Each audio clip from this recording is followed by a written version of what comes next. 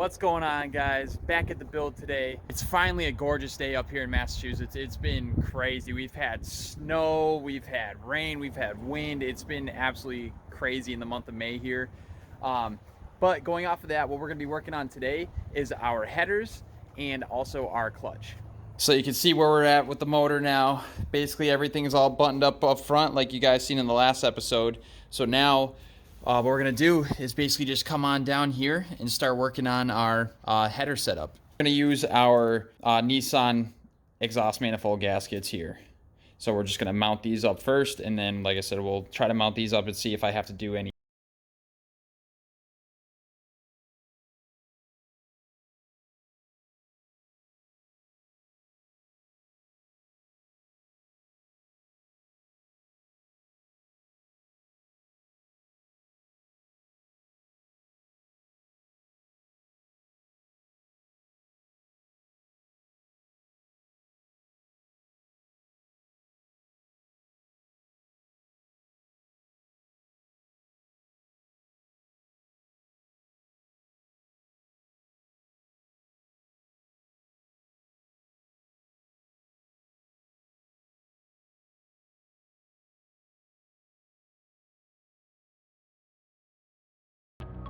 So by the looks of it, I'm gonna need to do a little bit of work. So this eye hole over here is basically pretty much towards the edge, and this one can be opened up a bit here. This one's fitting pretty fine, and then this one I can't even really line up yet, just to the fact that all these other ones are stuck. So I'm gonna have to open up this one a little bit. I'll probably open this one a little bit, and then we'll go from there. All right, guys, so for the passenger side, it fit up pretty well. The only hole I had to drill out a little bit was this back rear one right here. I just had to drill it like the slightest bit. I used my step bit. And I'm pretty sure it had to get to this lip right here. About the 1 1/16 mark is where I had to drill it to open it up enough just so I can use the get that hole on. Now I'm gonna work on the driver's side because I knew that I had to do a little bit more work on this side, so I just wanted to see if the passenger side would fit up better. But again, like I said, I'm gonna have to go through and open some of these holes up. So the passenger side was super easy to mock up. This side is a headache and a half. I don't know if they just messed up the flanges, like the angle of the flange or whatnot, but basically, I have to drill out this hole like crazy. I have to drill out this hole like crazy. And then to make this hole fit. I have it mocked up now that it fits, it slips right on, but there is no way that this stud is gonna be able to get in there. So I'm thinking of a way to basically open up this hole a little bit more and this hole a little bit more, so I can actually like kind of shimmy the manifold upward, because there's enough room. If I need that certain type of pitch, there's enough room to clear that and that. It's just these two are kind of like touching the side of the manifold, so now I need to open these up. So I'm letting my battery charge as of right now because I just killed both batteries. So while I'm waiting for the battery to charge, I'm gonna start cleaning this up and wiping this down, and then we're gonna start doing our clutch. Recently, I just got my flywheel resurfaced, so it's good to go, super clean. Thank you guys for also hooking me up with that. Sean getting me with his connects. And basically what we're gonna be doing right now is we're gonna replace our rear main seal and the seal that goes behind this retaining bracket here. So removing this retaining bracket is pretty simple and pretty easy. Once you get that bracket off, it's pretty simple to just take this out right after that. So this is your rear main seal. So this one actually wasn't in bad condition at all, but like I said, I'm doing everything over, so I'm just gonna do it over and get it all done. So we're gonna clean up all this surface in here, so anywhere you see dirty or oil or anything, we're gonna clean up that surface. I already cleaned up the surface on the back of the motor.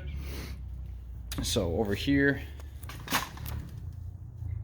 as you can see, I cleaned all that up, and then I have a new gasket for this part right here from Z-Bruhz.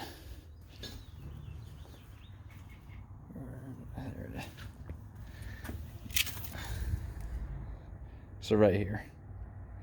So that's that new gasket that's gonna go there. I again have this gasket that's in pretty good condition, but like I said, taking everything off. So just gonna put all the new stuff on. This is how it matches up. A couple little areas where they kind of fail within time. It's just like right around here, like in these corners and such. So all you want to do is with your oil pan gasket set, it comes with a little bit of black RTV. All you're gonna want to do is honestly like a dab or two, just like right in these corners where these holes are. Just like a dab or two, just so this can sit into place. And then what we'll do is we'll bolt this up, and then we'll put our new rear main seal in. I just took the power steering pump off. So this was what was actually causing my entire issue. I think that with this leaking, it was leaking on the alternator, and it was causing the alternator to kind of like short out or whatnot. And you can tell it's just shot. I thought it was coming from this line, but it's actually the seal from the actual like inside the pump.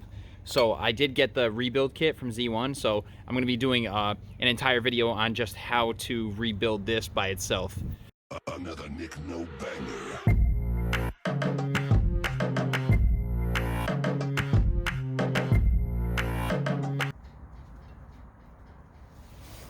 All right, so I got all the flywheel bolts on now, so I'm just gonna go look for the torque specs, and I'm gonna get the torque specs for all of these.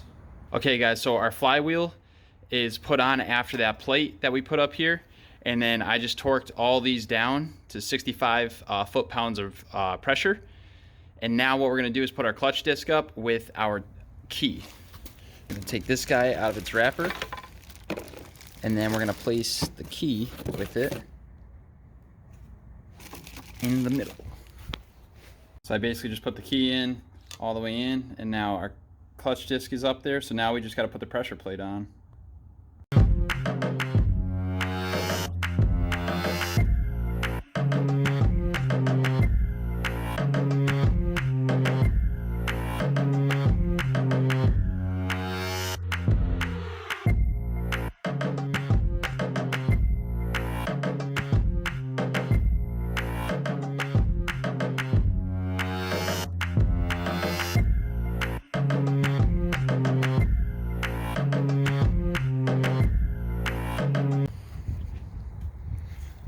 Got Zach out here painting. Big man on Doing campus, my thing dude. to help. Yeah, doing my thing to help. So these are those intake piping where we deleted the AIV off of. That's what we plugged up with. So he's painting those the color that we're basically going with. What I've been doing is trying to figure out what the heck's going on with that, and starting to install the Z-Spec kit. All right guys, so I got the clutch on, got the headers on. Like I said, this driver's side header was a complete piece of crap, so long story short. But yeah, now basically what I'm gonna get into is start doing the valve covers. I torqued those down to 30 foot-pounds, and then these were just snug till tight. But yeah, so let's start getting into the valve covers. All right guys, since I got all the valve covers off and the coil pack brackets off, I sprayed them yesterday with, of course, the Doopy Color metal cast ground coat. So basically I'm doing the same thing like I did for the drift car for the valve covers and the coil pack brackets, this metal cast red.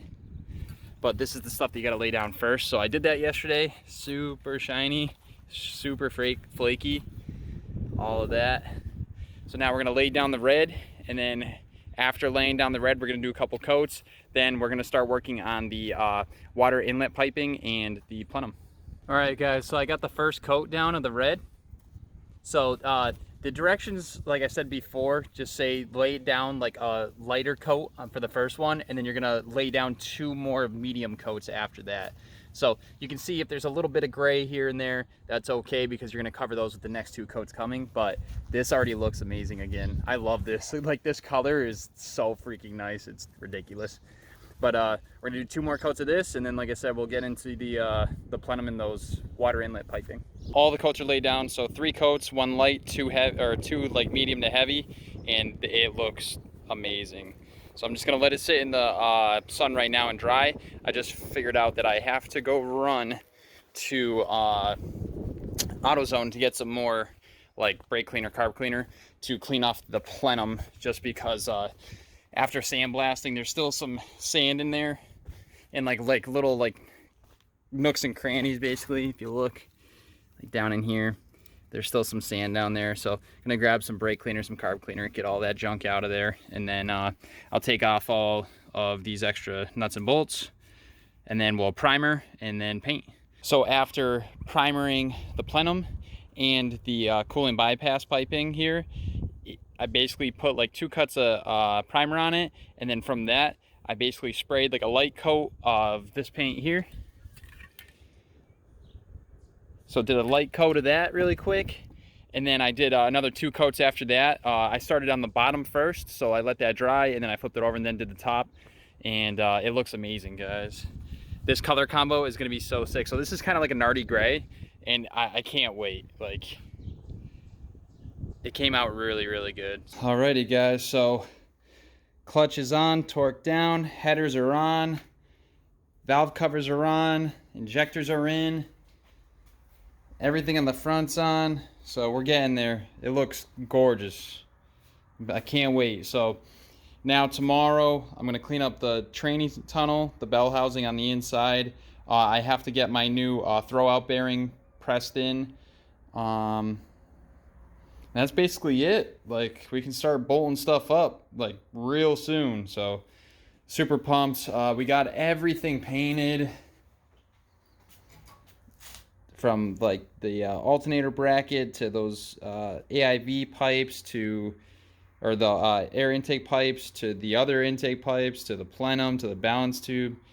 So we're almost there. Almost there. Then we got to put all this jazz back together, but it is what it is.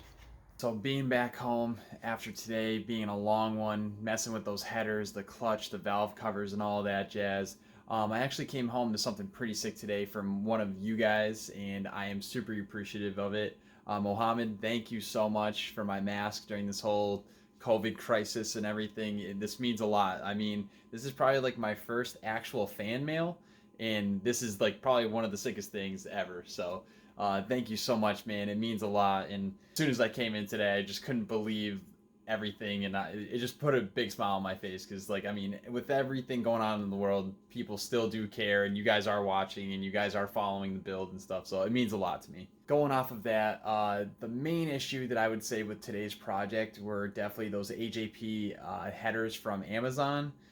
They are a deal. They're $80, but they need a considerable amount of work to do to them. I would rather spend the extra $40-$50 to get the Manzo or Monzo headers for the NA at least. Hopefully they'd fit better. But having to drill those holes out really took up a lot of time today, and it was just very frustrating to try to have it fit, and then it didn't fit, so I take it off, shave a little bit more, because they literally came down to like pretty thin metal, and I was actually scared of torquing it down that it would crack it, but nothing cracked or anything like that, so that, thank goodness, that didn't happen. But I just want to let you guys know, I would stay away from the AJP headers from Amazon. I would go a little bit more expensive for sure. I was pretty lucky with my headers on the drift car. I didn't have to do any shaving or anything. They actually fit up pretty good, so the flanges were drilled out well, but unfortunately, I mean, you take a hit, you take a hit. All in all, it was still a good day. I got the clutch up, the headers are on, the valve covers are on, everything's basically bolted up, so now I just have to clean out that trainee tunnel, or that trainee bell housing, and get that throwout bearing pressed on, and then we can throw the trainee and get that motor back in, so hopefully soon. With that being said, if you guys haven't subscribed yet, hit that subscribe button up here, help us out, and going up from there, if you guys want to see any how-to videos or any drifting videos, click one of these. Catch you guys on the next one. Peace.